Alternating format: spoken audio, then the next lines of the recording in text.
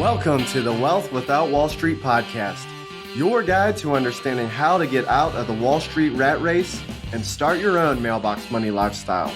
Now, don't let these handsome Southern draws fool you.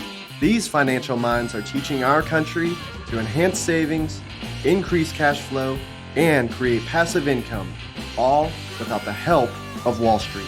Are you ready to break through?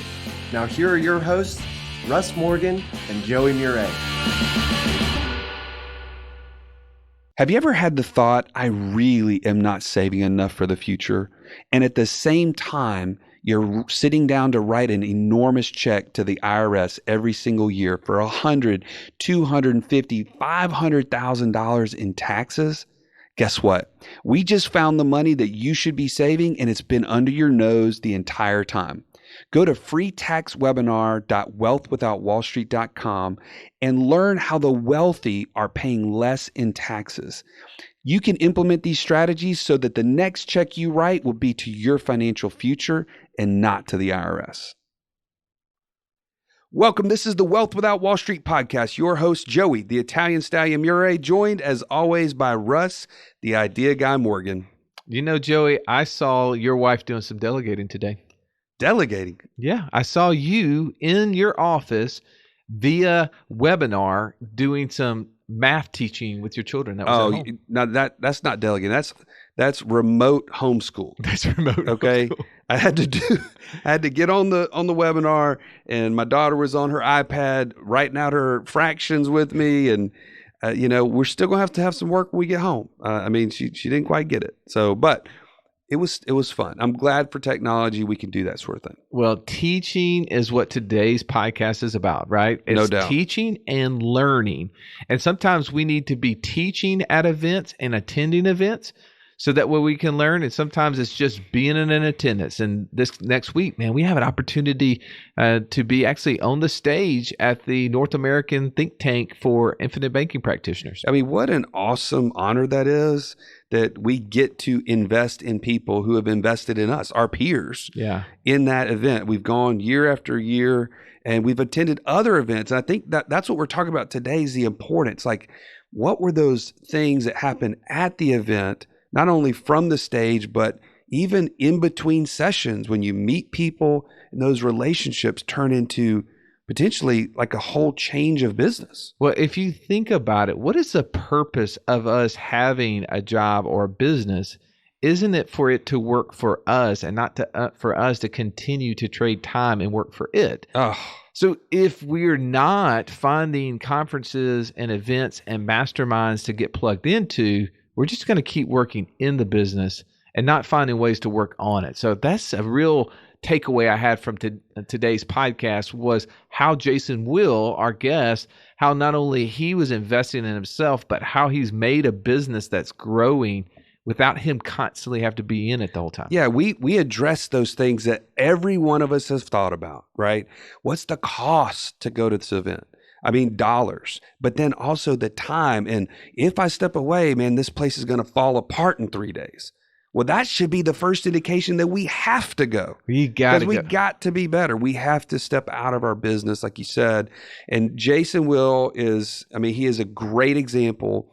I mean, you're going to find out that he's investing big dollars every year into events. Yeah, he had, go ahead and let the cat out of the bag. He said he had a $50,000 a year budget for going to events. That's pretty large, man. He set the bar pretty high. I mean, I haven't sat down and added up what you and I are spending a year, but that's pretty big. No doubt. That to me is the dedication. That's what it takes when you're thinking of how am I going to grow myself? And more importantly, how am I going to grow myself in a way that allows me to step away from the business? Because in order for you to go to that many events means you must have a team working the deal for you. Yeah. And then you start learning and growing in different areas. You start learning how to be that leader and that developer. And you start really moving, as Robert Kiyosaki would say, from the S quadrant, the self-employed, you start moving into that B quadrant, the actual business owner. And that's the challenge I have for you in 2019. If you're not attending events, if you're not growing, start? If you are attending events, how are you doing it in a way to make your business process oriented so that way you don't have to be there constantly working in it? That's right. And Jason's laid out a ton of practical things he does to prepare for those events, and also just some best practices. If you are in the real estate world, I'm going to go ahead and throw this out here. Okay. Jason has even started his own event. Impact Agent is going to be in April in New Orleans. And I am going to buy tickets in advance. I'm going to set up a mastermind while we're there. So if you are a realtor, we're going to give this away on the air. If you want to go with me, I'm going to have 4 extra tickets to give away in April. Just email us at info@wealthwithoutwallstreet.com. Say, I want a ticket. The first 4 people that are realtors that want to go, they're in. That's pretty cool. What sort of things would somebody, if I'm a realtor and I don't know what Impact Agent is, what sort of things would I be learning about? Okay. I can't even remember everybody that's going to be at this event, but we've got Tom Ferry, John Cheplack. You've got, I don't know how to say his name, Sharon Srivatsa. I probably brutalized that. But there's at least 15 headliners at this thing. Like, more value than you can possibly fit into a real estate conference. Jason is just bringing the heat for his very first event. I want to help make it as big as possible. So that's why I'm going to support it as well. And I know I'm going to learn. So, well, that's pretty cool. So if you're a realtor, Joey just basically gave you a Wealth Without Wall Street freebie and says you invest in yourself to leave your office for a handful of days and get yourself down there, get a hotel room. I'm assuming the style, you're not like opening up the door. You're not like renting a house down there and let everybody. You're buying the ticket into it. Well, hey, that's a start. That's one of the things when somebody, helped me go to an event, that's what helped me learn about Nelson Nash and the things that you and I are talking about. So who knows, this event could be the event that changes your life. I want to hear what Jason Will has to say. And I know you do too. Let's jump in with Jason Will.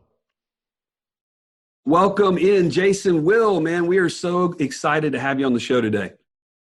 Man, I'm blessed to be here. Thank y'all so much for having me.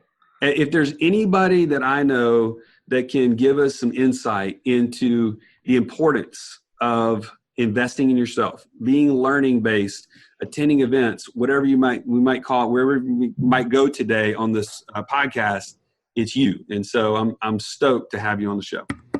Well, listen, nothing's off limits, guys. So I'm an open book. So ask me anything.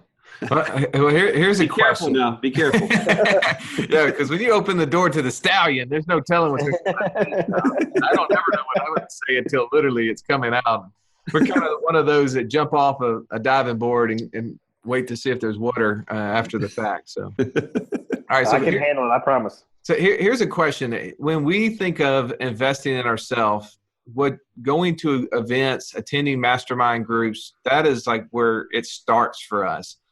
It seems like from what I know about you, that's kind of where you kind of took off in your career. But help us understand, like, when you decided that was going to be the best fit for you to grow your business and help others determine whether or not that's something they should be doing. Well, I mean, it probably started at an early age because I've never been the smartest kid in class, but I've always tried to sit by them. And that's basically the concept, right? About going to these masterminds, at least for me. I'm not trying to be the smartest guy in the room. I know for a fact that there are people in these rooms or in these auditoriums or conference halls that are way smarter than me.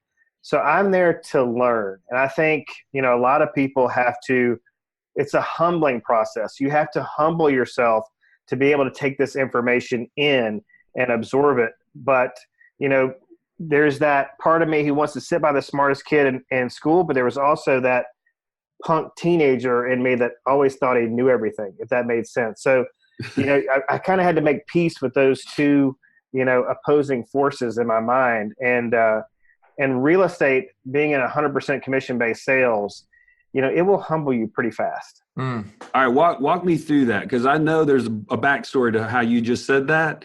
How did that actually play out for you in real estate?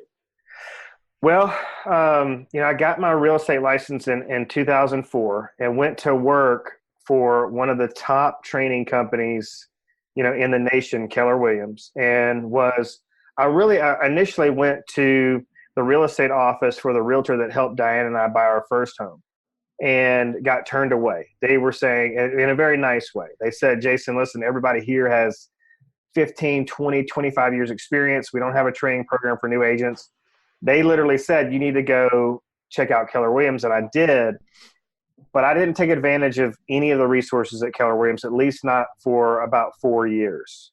So, I just thought that the people that were in these training classes, they were all looked a little older. They were there drinking the coffee, eating the donuts. And I just thought, I just didn't think I had the time. This is just how naive and ignorant I was. I was like, I don't have the time to sit in a classroom and listen to somebody talk when I need to be out talking to people. I'm from a sales family. My dad's a career salesman. I've seen enough of that to know that, it's relationships, it's conversations. And I just thought, hey, that's what I need to be doing, is just out meeting people. Well, there's a lot more to it than that. And it was, a lot of stress, a lot of financial stress. But I would literally, just to paint a picture for the audience, I would be on the couch most of the week during the week, like Monday through Friday, or I would be pacing my house or just racking my brain. But most of the time, just stressed out at home, quarantined, because I didn't know what to do. The only thing I knew how to do was hold open houses. So there would be several weekends where I would do a morning shift and an afternoon shift. And it was 2004, guys. So, I'd literally be putting an open house sign in the ground and somebody would pull over and go, where's the house? We want to buy it. So that was the other problem I had, is that it really wasn't that hard. Yeah. But at the same time, I could see people in my office who were getting out-of-town buyers, big listing inventories. I had no idea how they were doing it. And, I felt just really insecure, really inadequate in the position. I felt like a failure. That was kind of scamming it a little bit, because I was just picking up buyers here and there, but I didn't know what I was doing. And that continued for several years. And it wasn't until 2008 when I had to really, kind of buckle down. But I went to my team leader at Keller Williams at the time and just told her I was getting out of the business. And I was going to go get a real job. And, she said, this was over a phone conversation. So she said, Jason, come into the office, meet with me before you make a decision. Let's talk about it. And so I was like, all right, I'll humor her. I'll go into the office and talk to her. So she started talking to me about my issues. And at this time we had one child, another one on the way. And I was freaking out. The phone wasn't ringing. The sky was falling. The world was a terrible place. So she said, well, listen, I'm going to pull up the top 200 in our MLS and let's see what they're doing. And lo and behold, they were still doing transactions. So she just very calmly said, Jason, what's the difference between these agents and you? And I said, Rachel, I have no idea. I'm hoping you're going to tell me. And she said, Jason, she just hit me right between the eyes. She said, Jason, you are not a learning-based realtor.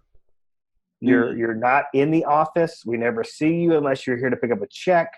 You don't go to office meetings. You don't go to, forget the big conferences. I wouldn't even come to a sales meeting. And she said, that's your problem. That is your problem. So, luckily for me, I was in a fragile state of mind, so much so that I was able to humbly receive that information, because I was,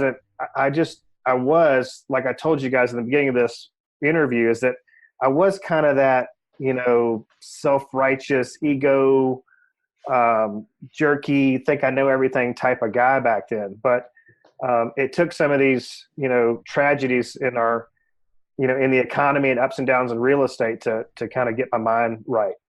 Well, I'm grateful that you experienced that. I'm sure at the time it was not pleasant to go through. But one thing that you just mentioned, I want to point out, is you mentioned time. Like, didn't feel like I had time to attend the meetings that were going to be investing in training you and all that sort of thing.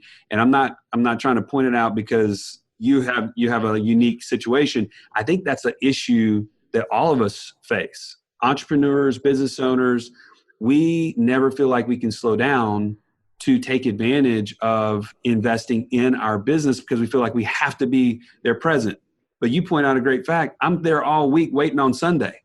I got nothing but time. I had plenty of time, and most of that was spent at my house, hiding from the people in the office, because there was just so much ego, and I was just like, I know everything, and you guys are pathetic. You need to be in the office, listening to this lady talk. But I'm at home watching TV at the same time, just so full of stress because I can't really provide in the way that I feel like I should be. And, I had all those people telling me things like, you're going to be awesome, you're going to be great.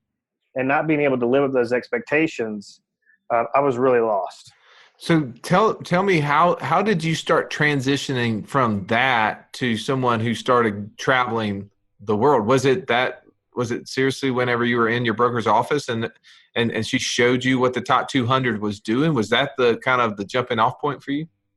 Yeah, so I started off very, very slow because she broke it down for me and said, listen, there's plenty of things you can do that are low to no cost. So you can watch YouTube videos. You can, at that time, webinars were huge. There were free real estate webinars constantly. And she's like, you can register for these things. Even if you can't attend them, a lot of times they'll send you the recording. There were a few books that she had pointed out, one of which is a famous real estate book that Gary Keller wrote, The Millionaire Real Estate Agent, which, they give you a copy when you sign up. And I was just like, yeah, this looks like, something for the bookshelf to make it look fancy. So, I actually started reading that book, and I actually, to speed up the process, I invested in the audio discs. And so I was reading it, I was listening to it. I just started immersing myself in anything I could find. All right. So how did that start to take effect for you? Like, you're doing those small things, and then what was the effect? The big trigger, the big turning point, the big pivot was when I started making money from what I was doing. I could start to see results from what I was doing. And I naturally gravitated to things that were technology oriented. I really went down the path of the internet lead, and that became something that was really, really attractive to me because I like social media. I liked writing content. I've got some writing abilities, and so when I could write a blog or I could design an ad, and I could come up with little catchy catchphrases to attract buyers on Craigslist or whatever platform I was on, and I could see that these leads were just coming in, I was like, wow, I can do this. I'm starting to, have conversations with out-of-town buyers, and eventually the leads I was generating got to be too much. Like, there was way too many for me to handle. So that's where I started getting into the team building mode. But that's what I look for in, agents that I mentor is the goal, the hope is that they will get that $5,000 check or $10,000 check, or just start generating leads and start getting hooked on learning. So what was the one event that you traveled to that kind of helped set this ablaze? I mean, was there any one specific one like that I know that you've gone, Joey's talked about how you've traveled the West Coast, the East Coast, which is really unique as a realtor because a lot of times people, they just go to the classroom inside their office. But you've said that's not enough for me. I need to go other places. So was there something that you saw when you were out and about that was kind of different than what was being talked about at home base, or did you find that a lot of the information was the same? Yeah, it's just, and Tony Robbins it says that we need to be attending like one big live immersive, conference or seminar experience per quarter. And I didn't know this at the time, but I just heard him say that like last year. And he's so right. There's just a different experience that you get from being there. It's more the relationships that you can build because, you can watch, most of these events have a live stream. You can buy the live stream. You can buy the recorded version after the conference for a fraction of the cost that it takes to get there. But there's something about, and I've heard one of my current coaches right now say this a number of times, that the more you pay, the more you pay attention. So when you are having to pay for that hotel room, pay for that plane ticket, you are highly invested. I have bought several replays that I have never watched. Yeah. I went to 10X with Grant Cardone's 10X last year, bought the replay because I wanted to like reinvest in the content that I'd gotten there live. Haven't touched it. And I bought several from his years past of his events and haven't watched those either. So if you're not very disciplined, like I lack that discipline to go back, and as we've talked prior, I'm just really overwhelmed by content. To me, it's just when I am there, and it's something about being there too that gets my creative juices flowing, the ideas flowing. But I would have to say, if I had to pinpoint one thing, it would be the relationships that I've made with people while I'm there. So that's great. And I love how you're pointing out the positives, but for some of the folks listening, let's say they're an entrepreneur, they're running their business. And I know I struggle with this, Russ, I know you do, but what would you say to them when they say, I really can't afford to be away from my business? Like right now, everything's really dependent on me. I can't take off these 3 days in the middle of the week. Things just can't run without me. And it's easy for me to answer that question in the position that I'm in right now, because I have the money to, set aside at a minimum $50,000 a year to go to these events. And it should be a symbol to people listening that, I've reached this position in my business, but I still continue to invest. But my initial immediate gut response is you can't afford not to. When they say I can't afford to, I immediately respond, you can't afford not to. And I really, really believe that they can't afford not to. The other, it's like they can't afford it money-wise, or they can't afford just to be away from their business. And to me, that's just a very fixed mindset. Because these people, yeah, go ahead, Russ. Well, no, I hate to stop you there, but that's the part that I think is missed in being an entrepreneur, being a business owner, being self-employed, is that you're no longer an employee. You literally make money through the efforts that you're creating. But if you're not learning, you're going backwards. So the investment that we have to make and go into those things, to me, when I hear someone say, I don't think I can afford it, I say, you're in the wrong business. I think that's a really, really good point because, we had a speaker in our Fairhope office last week. His name is Lou Vickery. He's used to be he's ex-pro baseball player. He's written like 14 books, been a radio host, all these different things. But he was talking about if you don't love what you do to the point where you're excited about it, like you're excited to go to work, you can't wait to tell people what you do for a living, because I know a lot of realtors that are just angry and bitter and just maybe it's just a means to an end. It's just a way to get a paycheck, and if those people said, I can't afford it, I'd probably say, you're probably right.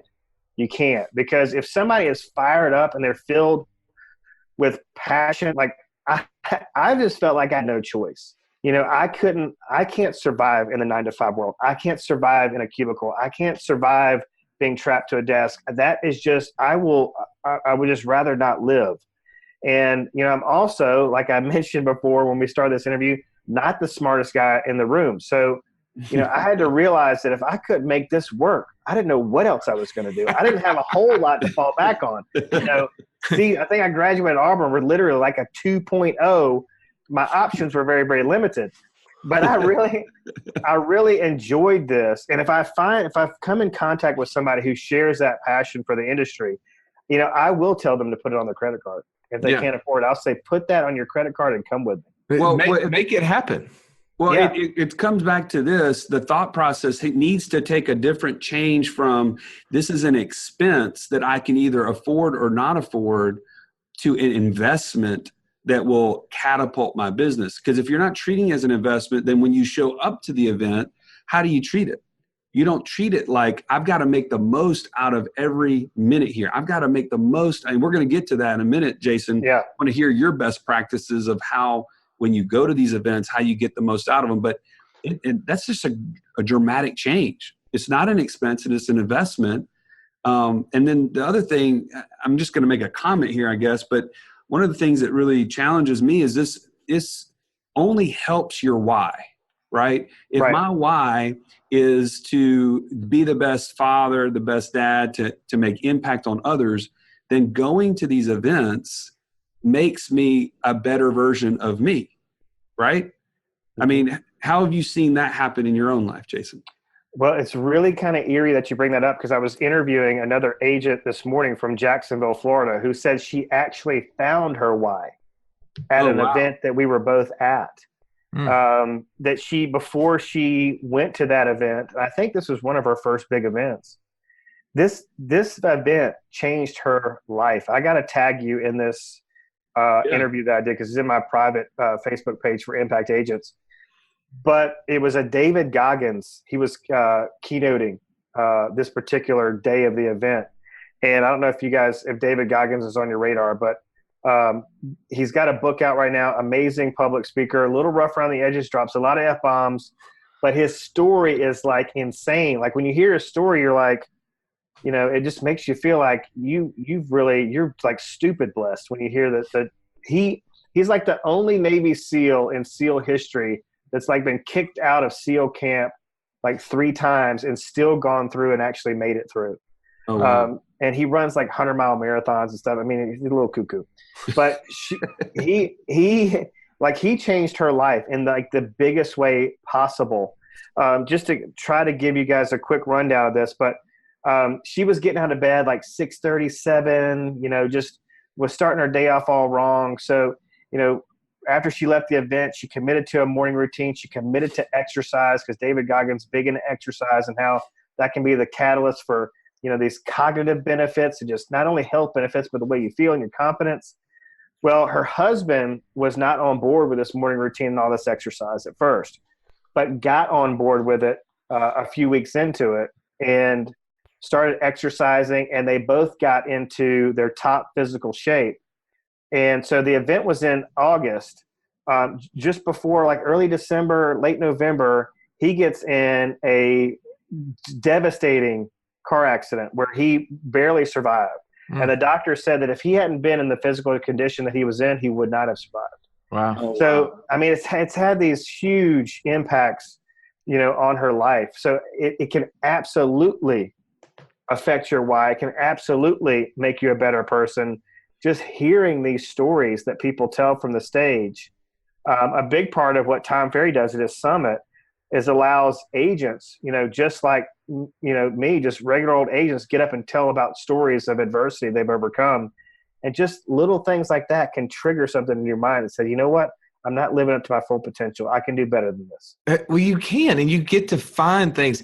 Here's a story, Jason, and this is kind of unique because what we do here at Wealth Without Wall Street, that a lot of this is predicated behind a concept called infinite banking. And that's what is the catapult to everything that we do with real estate and business ownership and lending. It comes off using this one tool, life insurance, with the concept of infinite banking. I'm sitting in 2008, the end of 2008. You know where the market is, right? It's not pretty. It doesn't look good. And my wife opens a dental practice December 2008. So she leaves a job where she was getting paid as a dentist to go into business ownership and start a practice from scratch with no patients, no money. And here I am. I'm 4 years into the financial world, and the market has just crashed. So you get the idea that there's not a whole lot of money and a whole lot of confidence going on around in my household. Perfect timing. There's this conference that happened every January, and sometimes it'd be in New Orleans, sometimes it was in Phoenix or Orlando. And I enjoyed going because it kind of motivated me. But this, conference that was coming up in January, I just was like, I don't think I can go. I mean, my wife is working in this practice.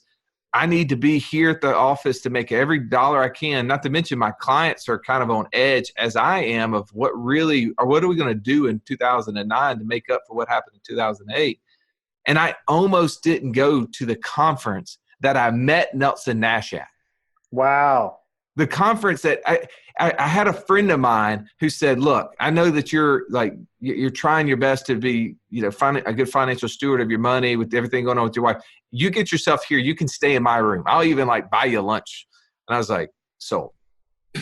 But I literally almost did not go. And that was the meeting where I met Nelson Nash. That's where I read his book on the way home from that conference that changed the trajectory. We wouldn't be having this conversation right now had I not gone to that event. Yeah, because I after that, of course, I became Russ's client, Jason. So, and then 4 years later, I don't know, this has kind of dawned on me, Russ, where did I really feel the call to come join you to do this business was at a conference, another event. I mean, isn't that ridiculous? There's what you said about the why. And here's the funny part.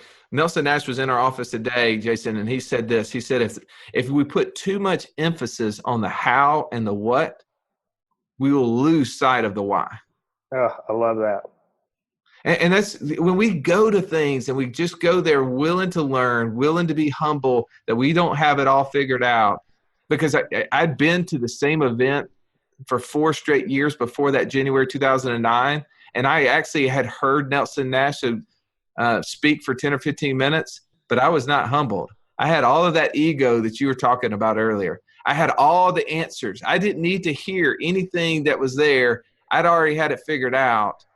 But when I heard it with different ears, because I was listening, it was amazing what I learned and what I've been able to help others learn because of it. So it's crazy that we're talking about, how we invest in ourselves, but ultimately how that's transforming our life. So let's talk about going to an event. I'm going to kind of hear some of your best practices. Yeah. So, what would you say, you said a second ago that you spend $50,000 every single year. That's what you put aside. So, and I know that you're impacting agents' lives and you're teaching them, you're pouring into them. How do you help anyone kind of like, they're going to sit down and say, okay, this is going to be the year 2019. I'm going to start investing in myself. How do you help them come up with the number, what they should spend on events or things to go to as far as training? Well, it's very key. Something that you just mentioned there is that I really feel like this should be part of their business plan. So they should sit down in October, November, and start planning out where they're going to go the following year. Most of these events are announced well in advance, and so you've got plenty of time. Some of these events have payment plans. Most of these events have early bird pricing plans. So the sooner you get on them, jump on these events and register, the better a lot of times for you financially. For my real estate team, just as an example, I require that they go to one event a year, and they can pick whatever event they want to go to, but they have to go to one event out of town. And I go to so many events that I can kind of direct them where to go. And we have become partial to Tom Ferry's event, but I'm a big fan of, our website company that we generate all these leads through does their own conference.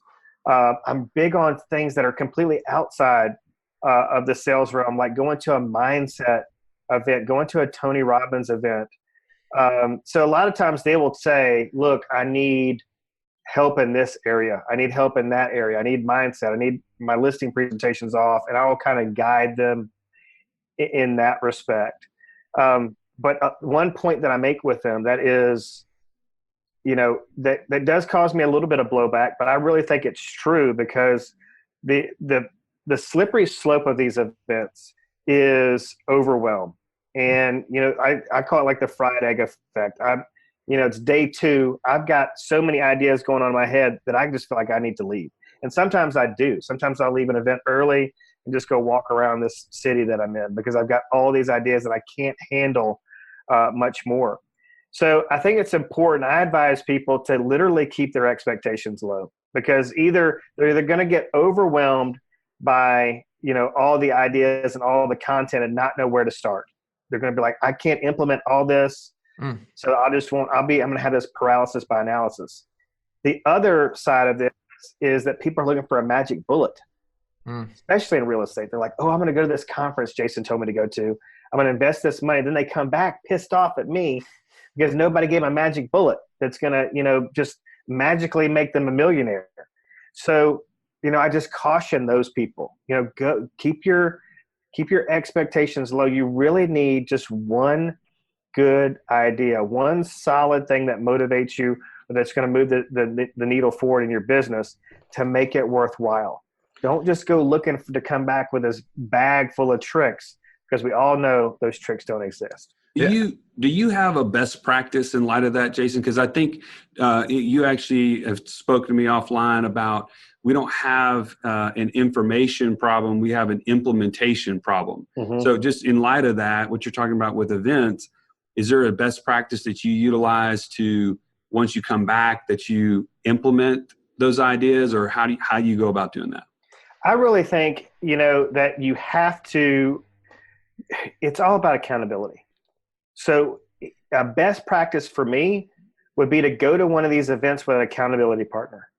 So I'm sure if you and Russ go to events together, you're like, hey, you pick out, I think it's a good idea to come up with 1 to 5 things, like no more than probably 5. Like, here's what we're going to implement. And you guys hold each other accountable to get those things implemented in your business. That's really, really good. That is a best practice to have somebody, or if I go to these events, I'll bring them back to my team. We'll decide which ones we're going to implement, and then we'll hold each other accountable to get that done. I really feel like, that whole information versus implementation is slowly becoming like my big mantra right now, because we just do, you can literally sit at home. If you're disciplined enough, all you need to do is everything you need to make 6 figures in the real estate industry is on YouTube. So you really, if you just become just a disciplined, hardcore investor in YouTube, all the information is there. But what we have is an implementation problem. You're not going to make the relationships with people because, it's really easy for me to talk from a stage and go, here's what you need to be doing, guys. And they're all charged up. And this happened to me. And I get back to the office and I'm like, what did he say again? I look back at my notes and I go, oh, my notes, there's no roadmap. So I wouldn't know what to do. But relationships that I've made at these conferences, I can call somebody and go, all right, so how can we figure out how to get this implemented in my business? So you either need to have a mastermind group, have an accountability partner, build relationships at these conferences that are looking to do or take their business in the same direction you are, and lean on each other in that way. Well, I think that was something I learned early on, is to take somebody to lunch or take someone to dinner at one of these events, because the best way to build a relationship is over food, right? Oh, and I second that. And we know the stallion loves to eat, but here's the thing that I learned is that I will forget a lot of the things that were said, and I don't take notes. I mean, I don't take. You refuse. I feel like I'm going to miss it if I'm typing, so I'm going to listen, but then I forget what was said. But if I build a relationship with you at that event, at a lunch, for instance, then I'm going to call you afterwards, and I'm going to say, Jason, now tell me, what's the one thing that you're implementing from that event we were at? And that ongoing relationship, I think, is what you were saying. It becomes an accountability partner, because in that conversation, if we're challenging each other, what are we applying from the event we went to, then there's that constant replay that actually does happen, because we buy those videos. And I'm like you, I've bought those videos plenty of times and never went back and watched them. But I've gone back and listened to the person who I was at the event with, because we get on a phone call maybe once a month. Yeah, it may be important to just mention that, and people are shocked to hear this, but I am incredibly introverted. So if I know you, I'm familiar with you, then I'm very outgoing. But if you guys were to invite me up to an event at your office and I knew just you two guys and I didn't know anybody else in the room, I'll be extremely quiet. And so early on, I would go to these events. And as soon as it was over, every break, I was up in my hotel room. I didn't, the happy hours, the dinners, the coffee meetings, all that stuff, didn't do it. I was just a hermit in my hotel room for the longest time. And through coaching and just people pulling me out of my comfort zone, I realized that really the good stuff is exactly what you're talking about. So much so that before we go to events now, we don't go to events without those appointments scheduled, those lunch appointments, dinner appointments, coffee appointments, meetups, little bitty masterminds on something, a topic in the real estate industry. That, I think, is where the good stuff is, because what you hear, Russ, and what Joey hears maybe is something completely different than what I hear. And when we get together and collaborate, to me, the collaboration is the sweet stuff. All right. So that's a great takeaway. A good best practice, if you will, is kind of planning ahead, not just showing up, reacting to the event, but having some things set up in advance. What are some other best practices, takeaways, things that you've used as you've gone around the country now, attending all these different events? Any other little takeaways? Well, a big thing that I do is, and I think people should be doing more of this, but you guys may understand this, that you retain a lot more of the knowledge that you teach. And so I like to bring back this knowledge and impart it on others, and it helps me retain it at a much higher level. And I don't think people realize, they go, oh, well, Jason, that's easy. You have 100 agents that, so if you have one of your lunch and learns, you're going to have a captive audience of at least 35 people. So it's easy for you.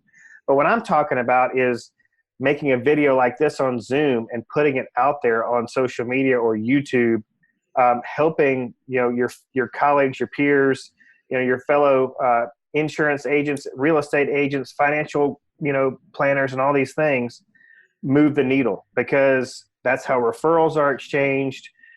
It's really what one of the speakers at my event, Sharon, calls the goodwill river.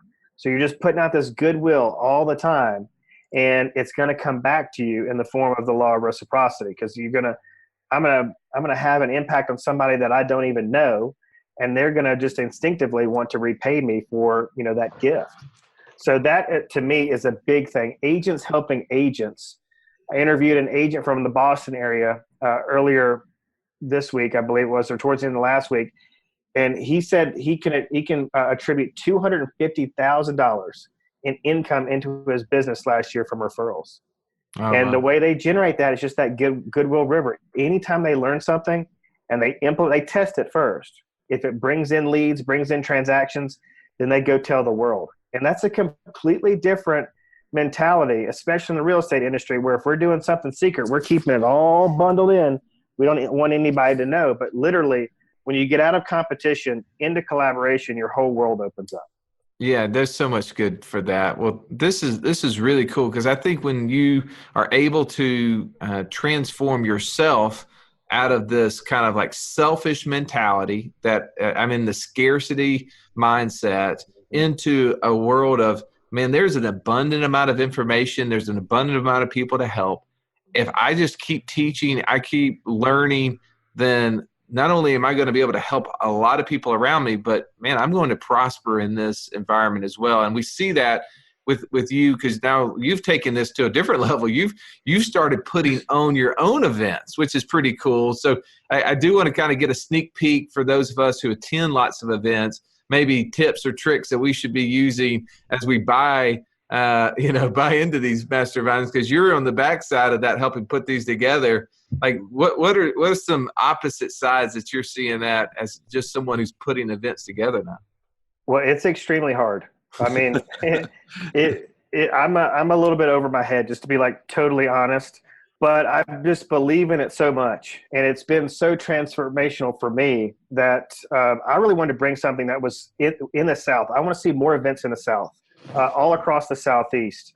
And I want to start, if people, and I can understand how daunting it is to, get on a plane, because like we've talked about before, these events are either East Coast, you either got to go to New York or Boston, or you got to go to Las Vegas or Los Angeles. Typically every now and then they'll be in New Orleans, or they'll be in Atlanta or Orlando. But a lot of people are it's just so easy to choose the excuse over the result. And I want to kind of take some of that objection off the table and say, listen, I'm an hour and a half ride. I'm a 3-hour car ride. I'm a 5-hour car ride. You can come to New Orleans to my event and listen to these people that are going to change your life. I've seen it happen to myself. It's happened with you guys. We're talking about an agent that I interviewed just today who told me about something that not only changed her life, but saved her husband's life going to a stinking conference. So I know this stuff works, but it is a heck of a lot of work trying to put one of these things on. But I'm just committed to it. Yeah. Well, it's awesome to hear what you're doing. You're helping grow others, and we're growing along with you. And I think if we're not growing, I think the Stallion had something as we were in kind of pre-show talking. So if you're not growing, you're dying. Is that what you said, Stallion? Yeah, absolutely, man. I just think it's, it's a constant focus on becoming the better person. It's got to be that. Otherwise, you're stagnant. And I think, Russ and I were talking about this ahead of time, Jason, but there's this new AT&T ad. I haven't even seen it, Russ. You want to tell them what you're talking about being complacent or whatever? Well, I mean, you've probably seen these ads. You've seen all the we're okay, just okay ads. Right. Yeah. I mean, they're attacking what is existing in us as human beings. As the most part is that we get complacent. We're okay, whether it's the doctor walking in like, guess who just got reinstated, or like the guy with the brakes who's like, yeah, we're okay. Like we got a saying around here. If I love those commercials. If the brakes don't stop it, something else will. I mean, right? They're funny. What they're attacking is the complacency within us that we can't be just okay. And I think that's what we've talked about. That's what you've hammered home and helping us think through, like, we can't be just okay as it comes to what we do. We've got to, our business, our customers, our families, they deserve better. They deserve a better us. And us improving through events is going to allow us to serve others better, and it's going to help us to reward the family and reward everybody else through our efforts. So thank you for sharing and what you're doing with Impact Agent. For those who happen to be in the real estate community, because that's obviously the area that you specialize in, and those that you're serving, like, help people understand how they can find out more about what you're doing and even be able to attend the events that you have going on. Well, it's pretty easy. So they can go to impactagentconference.com. And I would also note that impactagentuniversity.com, they all go to the same place. But what we are building, and we're close to launching this, and Joey is an Impact Agent University instructor. He's already done a class for this, but we've run into so many hiccups, but we're really close to launching this sucker. Is that we're going to have an online university where people can go and find free content, and it's going to be a wide array of information from health and wellness, meditation, nutrition, then prospecting and scripting and team building and all these things. So realtors have a place where they can go, find these categories, plug and play what they need in their business right that second, and find the information at their fingertips. And what I love about it is that people that are just regular, ordinary realtors, it's not some people, because a lot of times these people on these stage, they seem larger than life. And they're like, oh, well, so-and-so did that. I can never get to Tom Ferry status. He's this icon. And it's much more relatable when you get somebody on the stage who is just like them. They're like, wow, they're just a real person like me. So it's going to be realtors who are crushing it in small towns, big cities that nobody's even heard of, and that are doing it at a really high level in a really innovative way, most of which, if not all of which, are well-coached and are learning-based agents, and they're doing this. They're participating in the university because they're paying it forward. Somebody mentored them, somebody coached them, somebody trained them, somebody poured into them, and so they're just giving back. And so in addition to the Impact Agent University Conference in New Orleans, Louisiana, we're looking at putting together another event in October where agents can come and recommit at that kind of 6-month level. Again, that accountability piece comes in. And we can kind of say, all right, well, what did you do in between now and the conference? And then where do you plan to go from here? What are your goals? Because October for us is business planning month. And I think that's going to be key. And then right after the conference, I'm going to be launching there will be an announcement about my coaching business.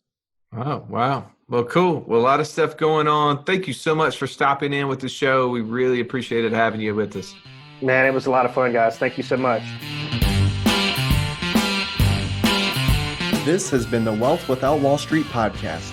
Don't forget to subscribe to the show to break free of the Wall Street mindset and begin building wealth on your own terms in places you understand, so that your wealth will never run dry. See you next episode.